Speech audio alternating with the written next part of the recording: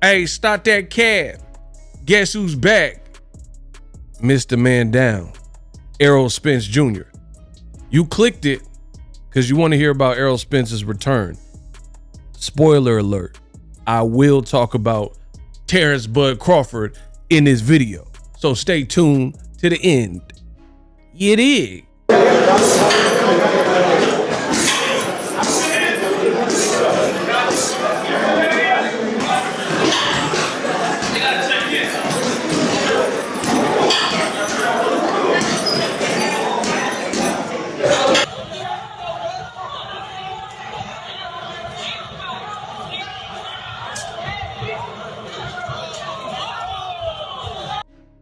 I got the breaking news and is now being reported. Credit to Barbosa Box. He works with ESPN Knockout. We're going to jump right into it in the next 30 seconds so you guys can get the scoop. But it is now being reported by this boxing reporter that Errol Spence, he spelled his name wrong. There's only one L, but that Errol Spence Jr., hey, start that cap, versus Sebastian Fundora is likely to take place at the AT&T Cowboys Stadium or the training facility, which is Frisco at the Star. Your boy Ego has cover fights for Errol Spence at both of them, and they're both very top of the line stadiums. It says end of January 2025. He said, I'm looking forward to it. It is a do or die fight for Errol, in my opinion, which we'll get into in this video. Now, your boy Ego, I tell you, I don't like to handle business certain ways. I've been in the game long enough. I've earned my spot, earned my keep. There's a lot of low quality content that you can find online that doesn't help boxing. Bad audio quality, bad visual quality, horrible presentation, but more importantly, bad boxing information where people are just talking to be talking. For example, Gervonta Tank Davis has said nothing. We don't know when he's coming back and who he's coming back to fight. I'm not going to get into all the different names floating around because it doesn't matter. It doesn't matter because it all falls on Gervonta Davis and his team. And when there's something worthy of me talking about, then that's when I'll talk about it. I don't do the whole speculation and there's no credible source saying yay or nay. It's a bunch of ideas floating around. And the same could be said with Errol Spence. A lot of speculation. Who's going to train him? Is he going to fight in November? Or what year is he going to fight? People are just at this point guessing. And I try to spare you guys. I actually do spare you guys from that on my channel because it's just a waste of everybody's time. I don't like my time wasted and I don't have time to waste. So make sure you guys support the real. I try not to waste your time. That being said, your boy Ego has stated that Errol Spence Fundora did sound likely as a next fight. Why is this important? Because the Bud Buddies, the Crawford cronies, had a conversation in my comment section saying, oh, Ego, you're wrong. Bud became the super champion when he beat Jeff Horn at the welterweight division. So since Bud moved up to 154, he had first dibs according to the WBO. When the information was out, I had already told everybody who would listen, I don't think Fundora versus Crawford will be next. Bud has very little leverage. He's only done one fight with PBC and Al Heyman, and he seemed very difficult to deal with. And then he skated. He skated, beat Errol Spence, and then said deuces, took about a year off, a little bit over a year.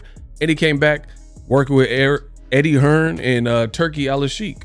So I told you from jump, I didn't, and again, I told you I don't like to speculate, but some situations require a little bit of forethought. And for me, I told you Bud wasn't getting this fight. So if Barbosa Box, the information that he's reporting is true, end of July, Errol Spence versus Fundora, That's a title opportunity, and it means once again, your boy Ego was right. You guys said I was lying. There's people in the comment section back then. They're like, no, bud, no, the WB ordered this. Because if you remember, the WBO did order for Fundora versus Crawford. I don't even know how that works, because typically when you're a champion, you're not ranked. So Crawford just fought Madrimov, beat him, became champion with the WBA. So I don't even know how he's ranked, being that he is a champion. I don't know what kind of situation he has with the WBO, but that's a bit peculiar.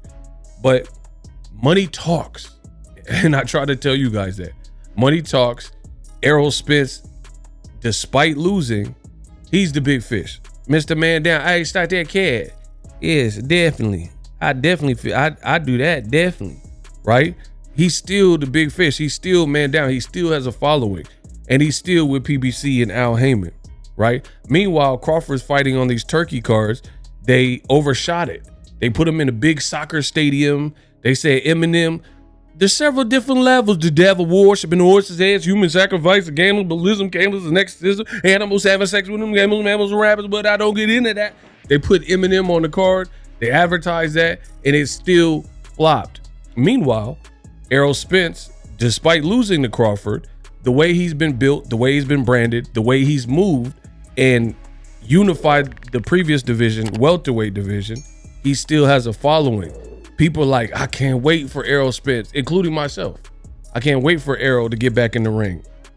People looking forward to it. Now, coming off a bad performance and a bad loss to Terrence Crawford, Errol now has the opportunity to still fill out a Texas stadium.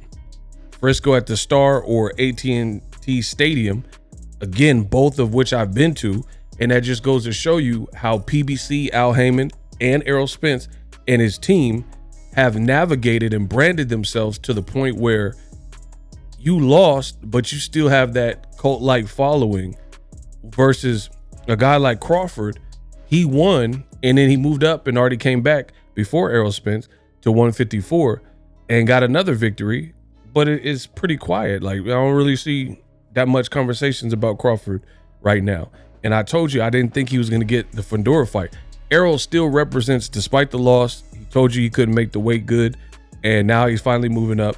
And Fundora is no easy task. So I do agree with Barbosa, who said it was a do or die fight for Errol Spence. I believe that wholeheartedly, because we know boxing. You don't want to take two bad losses in a row. And, you know, even guys, we're seeing guys that are early 30s and stuff, and you have a tough schedule.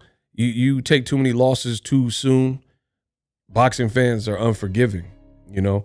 And Errol also has other baggage with the accident and detached retina. So as far as I'm concerned, it's a great fight.